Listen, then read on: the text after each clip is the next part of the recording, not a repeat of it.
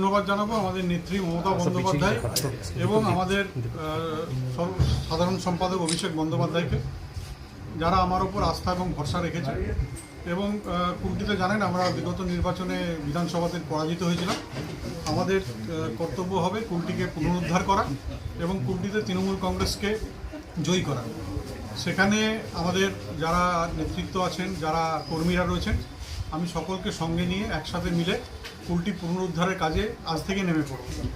এর সাথে আমি ধন্যবাদ জানাবো যারা আমার উপর আস্থা রেখেছেন এবং ভরসা রেখেছেন।